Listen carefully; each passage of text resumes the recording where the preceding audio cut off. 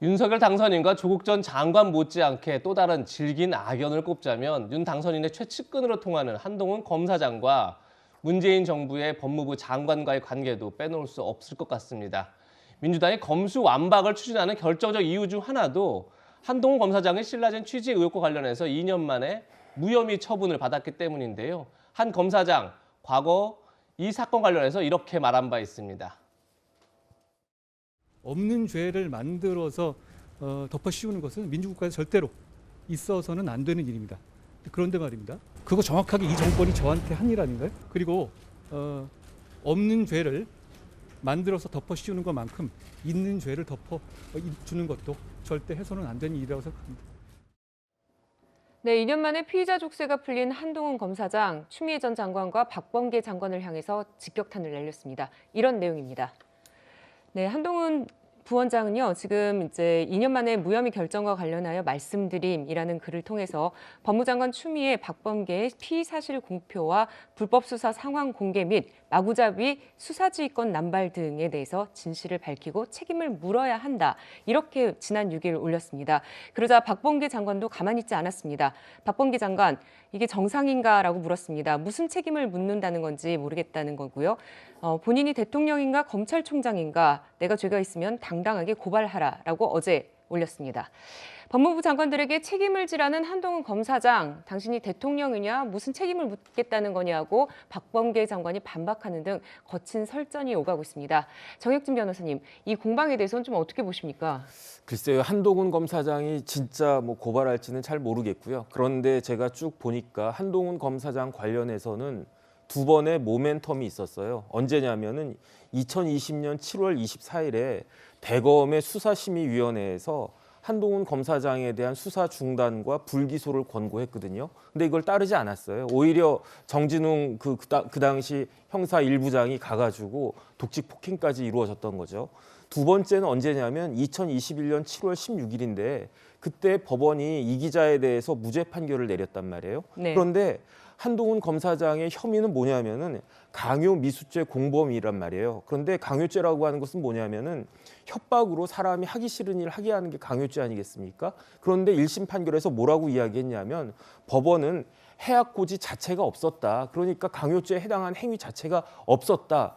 그렇게까지 이야기를 했는데도 불구하고 그 이후에 8개월이 지난 최근에 와서야 중앙지검이 불기소 결정을 했으니 그다음 그 와중에 한동훈 검사장은 본인 이야기대로 4번이나 좌천을 당했으니 사실 상당히 말도 안 된다라 그런 생각을 했던 것 같고 그런 마음에서 좀 강한 이야기가 나온 것이 아닌가 그런 생각이 드는데 박범계 장관이 또 거기에 대해서 굳이 이렇게 이야기를 하는 것은 오히려 혹시 자격지심이 있는 건가? 왜냐하면 최근에 수사지휘권 관련해가지고 그런 오해도 있을 수 있는 것이기 때문에 두 분 다 자제하시는 것이 맞지 않나 하는 생각이 듭니다. 네, 박범계 장관은 이제 현직 검사장이 현직 장관에게 어떻게 책임을 묻느냐 이런 말까지 할 수 있느냐 이제 이런 것 때문에 아마도 저렇게 어제 기자들과 만나서 직접 이제 그렇게 발끈한 게 아닌가 싶은데 최진봉 교수님은 어떻게 보십니까 이 설전을? 저는 한동훈 검사장은 조금 말을 많이 안 하시는 게 좋을 것 같다는 개인적인 생각이 있어요. 어쨌든 지금 국민들이 볼 때 윤석열 당선인하고 가장 가까운 분 최측근으로 알려져 있잖아요. 이분이 말씀을 하시면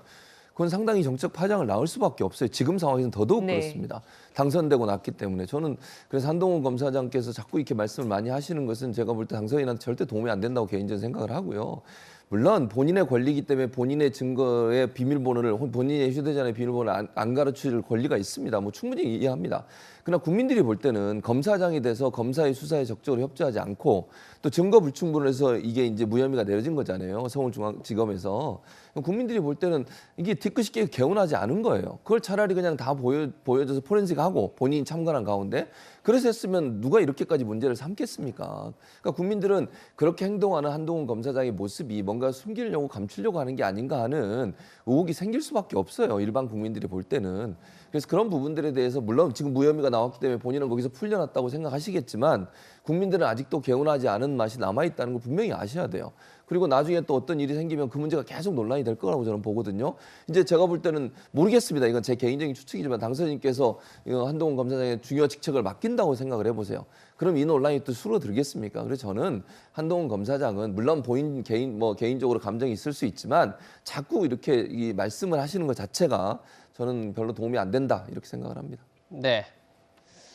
한동훈 검사장의 노무현 재단 계좌를 불법으로 들여다봤다고 주장한 유시민 전 노무현 재단 이사장을 고발하기도 했었죠. 최근 유시민 전 이사장은 검찰로부터 징역 1년을 구형받았습니다. 당시의 최후 변론 내용을 저희가 한번 준비했습니다.